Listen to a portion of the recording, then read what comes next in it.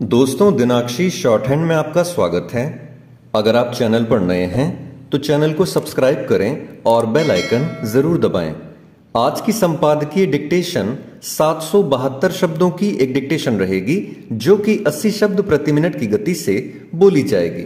अगर आपको उस डिक्टेशन की स्पीड को 100 शब्द प्रति मिनट करना हो तो आप YouTube पर स्पीड के ऑप्शन में जाकर स्पीड को 1.25 कर सकते हैं। इस डिक्टेशन की डेमो आउटलाइंस आप हमारे टेलीग्राम ग्रुप से प्राप्त कर सकते हैं। और अगर आपको इस संपूर्ण संपादकीय मैटर की सभी एडवांस आउटलाइंस और वाक्यांश की आवश्यकता है तो आप हमारा स्पेशल पेड बैच ज्वाइन कर सकते हैं।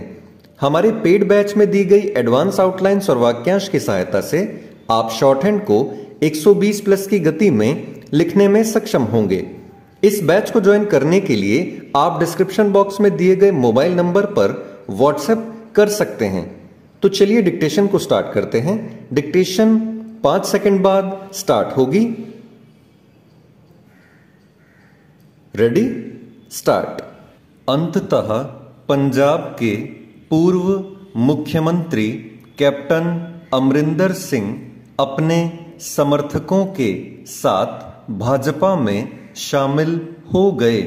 उन्होंने अपनी पार्टी पंजाब लोक कांग्रेस का विलय भी भाजपा में कर दिया।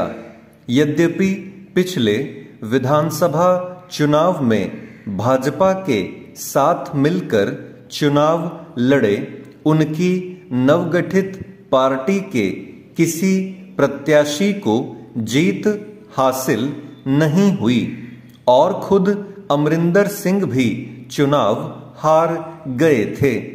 लेकिन इसके आधार पर इस नतीजे पर नहीं पहुंचा जा सकता कि उनके भाजपा में आने से कोई प्रभाव नहीं पड़ने वाला।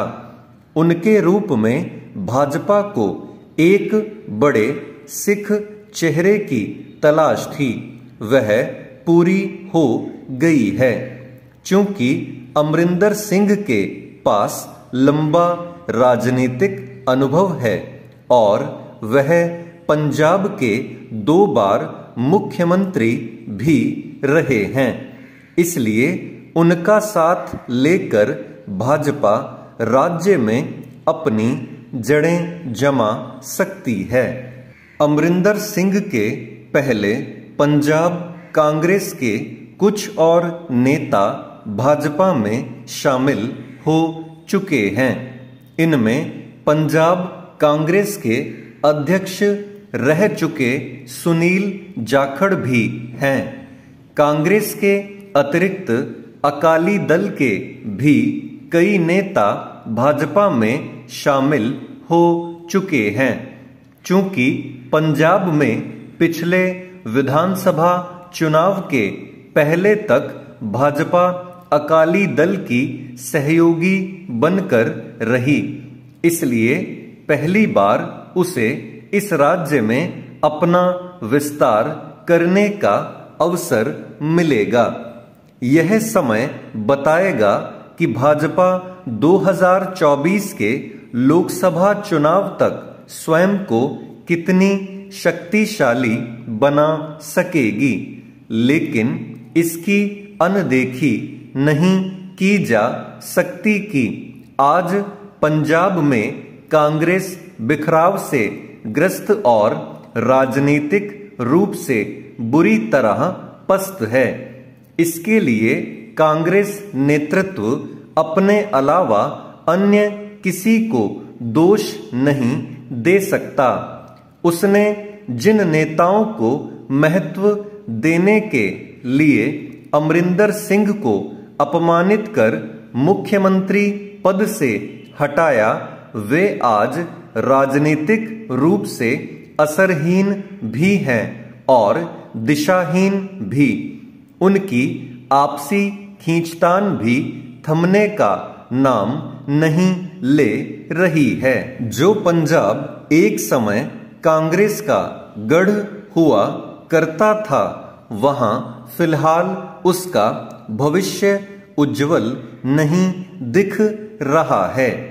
कांग्रेसी नेता यह कहकर अपनी खीज मिटा सकते हैं कि अमरिंदर सिंह तो पहले से ही भाजपा में मिले हुए थे, लेकिन वे इस तथ्य की अनदेखी नहीं कर सकते कि कांग्रेस अपने एक और गढ़ में कमजोर हो गई।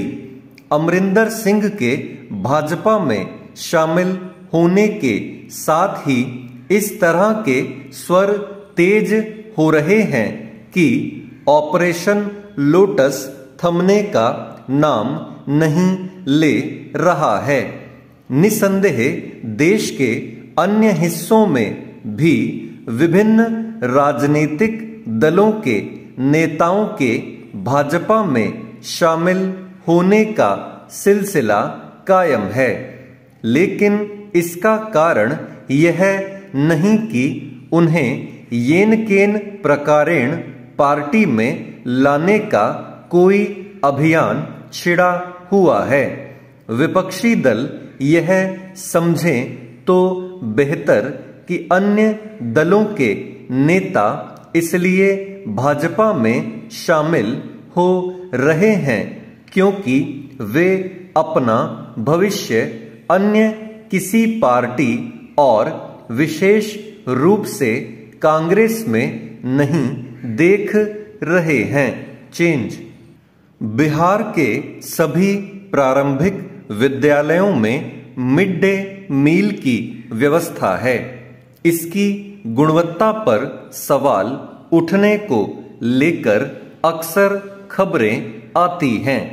सरकार की ओर से बाकायदा हर दिन के हिसाब से मेन्यू तय है।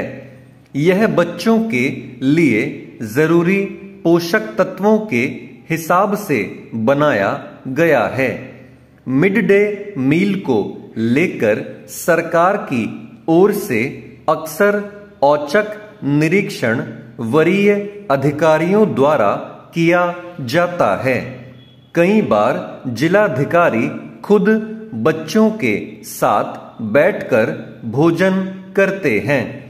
बच्चों को परोसे जाने वाले भोजन की निगरानी सुनिश्चित करने के लिए स्कूल शिक्षा समिति के अध्यक्ष सचिव एवं अन्य सदस्यों के साथ अभिभावकों के भी बारी बारी से बच्चों के साथ बैठकर भोजन करने की व्यवस्था तय की गई है।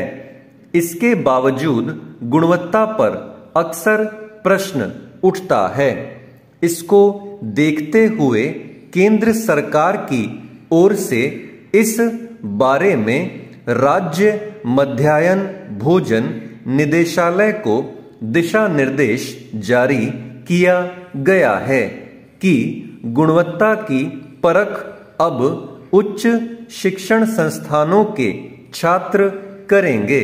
निर्देश में उच्च शिक्षण संस्थानों के फूड एंड न्यूट्रिशन विभाग में पढ़ाई करने वाले छात्रों को मिड डे मील की गुणवत्ता जांच की मुहिम से जोड़ने को कहा गया है। साल में कम से कम एक स्कूल में जाकर इन छात्रों द्वारा भोजन की गुणवत्ता की पड़ताल की जाएगी।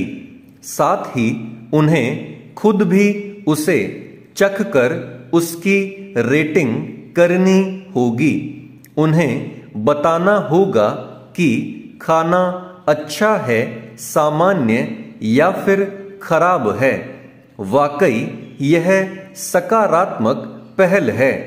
इस मुहिम से रसोइया को भी जोड़ा जाना चाहिए ताकि वे बता सकें कि मेन्यू के आधार पर मिड डे मील के लिए उन्हें आवश्यक सामग्री उपलब्ध कराई गई या नहीं। साथ ही क्या उन खाद्य पदार्थों की गुणवत्ता मानक के अनुरूप थी, उनके लिए भी एक फॉर्मेट तैयार किया जाए जिसे हर सप्ताह भरकर प्रखंड शिक्षा पदाधिकारी को उपलब्ध कराया जाए। इस कवायद से पूरी प्रक्रिया में उनकी सहभागिता बढ़ेगी और वे और जिम्मेदार हो सकेंगे। संबंधित विभागीय अधिकारियों को भी संवेदनशील होकर इस संबंध में प्रयत्नशील होने की जरूरत है। स्टॉप।